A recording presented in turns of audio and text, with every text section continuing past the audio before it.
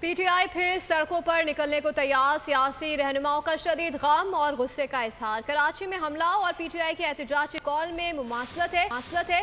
क्या कोई शख्स सियासत से बड़ा हो सकता है? वफाकी वजीर एहसन इकबाल की न्यूज कॉन्फ्रेंस। सरार चौधरी बोले कि SCO समिट के दौरान एहतजाज की मजम्मत नहीं, मरम्मत भी होगी। वजीर इत्तलात पंजाब अज़मा बुखारी कहती हैं कि तहरीक फसाद ने रियासत के खिलाफ ऐलान जंग किया है, इसका जवाब दिया जाएगा। गवर्नर KP फैसल करीम कुंडी ने सवाल उठाया कि क्या डी चौक के एहतजाज से बानी PTI आज़ाद हो जाएंगे। बोले पाकिस्तान के नाम पर कोई समझौता नहीं करेंगे।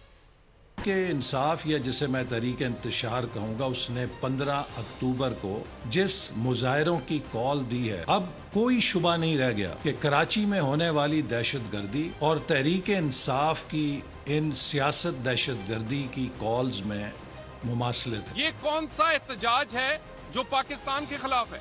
आपको तकलीफ IMF की डील की है, आपको तकलीफ SCO से पाकिस्तान की मजबूती की है। कॉन्फ्रेंस मुनक्कद होगी, सिक्योरिटी में होगी, पूरी आबोताब के साथ होगी और हम इस एहतजाज की सिर्फ मजम्मत नहीं करेंगे, मरम्मत भी होगी। जो कप्तान है वो पाकिस्तान की तरक्की और खुशहाली के खिलाफ डट के खड़ा है। एक ऐसी जमात जिसका एक ट्रैक रिकॉर्ड है कि उन्होंने सिर्फ इस मुल्क में फितना और फसाद बर्पा करना है। तहरीक फसाद ने पाकिस्तान की रियासत के खिलाफ ऐलाने जंग किया है और इस ऐलाने जंग का जवाब फिर जैसे जंग के अंदर देना चाहिए वही होगा। क्या डी चौक के एहतजाज से इमरान खान आज़ाद हो जाएंगे? क्या डी चौक के एहतजाज से अगर हमारे पास मेंबर पूरे हो जाते हैं तो क्या वो जो आईनी तरमीम है वो खत्म हो जाएगी या आपकी ब्लैकमेलिंग से खत्म हो जाएगी? नहीं।